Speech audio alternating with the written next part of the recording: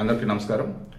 విలువల విద్యా వికాసం అన్నట్టు ఒక లైన్ ఏదో తీసుకొని దాని మీద ఈరోజు చాగంటి కోటేశ్వర గారు చెప్పినటువంటి మాటలు అద్భుతంగా అనిపించాయి.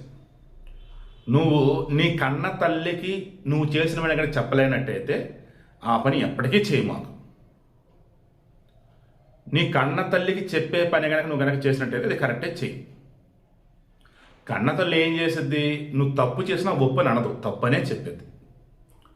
పెళ్ళైన తర్వాత నీ భార్య నువ్వు ఆ లైఫ్ వేరు. పెళ్ళికి ముందు నేను చెప్పేది పిల్లల విషయంలో, చదువుకునే పిల్లల విషయంలో ఈరోజు చాగంటి కోటేశ్వర గారు చక్కని మాటలు చెబుతున్నారు. వాటిని ఈరోజు విద్యాశాఖ మంత్రి నారా లోకేష్ అందరికీ పార్టీ రూపంలో కావచ్చు, వీడియో రూపంలో కావచ్చు, ఆడియో రూపంలో చూస్తూనే ఉన్నారు. ఆ మహానుభావుడు తల్లికి బిడ్డకి ఉన్నటువంటి సంబంధాన్ని, వాళ్ళ మీద అనుబంధాన్ని ఎంత గొప్పగా చెప్పారో నెక్స్ట్ చాగంటి కోటేశ్వర గారిది వీడియో అటాచ్ చేస్తాను, చూడండి. జీవితంలో అన్నిటికన్నా పెద్ద నేరం ఏమిటంటే అమ్మకి చెప్పలేము అన్న పని మనం చేయడమే. ఏ పని మనం చేస్తామో అది అమ్మకి చెప్పగలగాలి.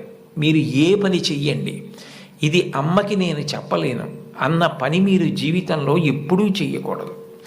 భగవంతుడెంతో అమ్మ అంతే. మీరు మహాత్ములైన వారి ఎవరి జీవిత చరిత్ర పరిశీలించండి. అమ్మకి నమస్కారం చెయ్యకుండా, అమ్మ గొప్పతనం చెప్పకుండా లేరు. ఈ రాష్ట్రానికి ముఖ్యమంత్రి చేసినటువంటి ప్రాతస్మరణీయులు టంగుటూరి ప్రకాశం పంతులు గారు తన జీవిత చరిత్రలో వ్రాసుకున్నారు.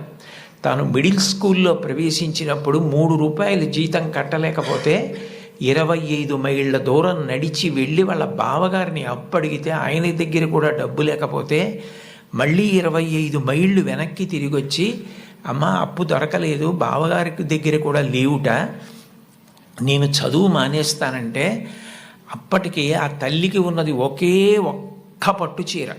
ఆ పట్టు చీర పట్టుకెళ్ళి ఆ రాత్రికి రాత్రి తాకట్టు పెట్టి ఆవిడ ఆ డబ్బు పట్టుకొచ్చి చదివిస్తే ప్రకాశం పంతులు గారు బ్యారిస్టర్ అయ్యి రాష్ట్రానికి ముఖ్యమంత్రి అయ్యారు.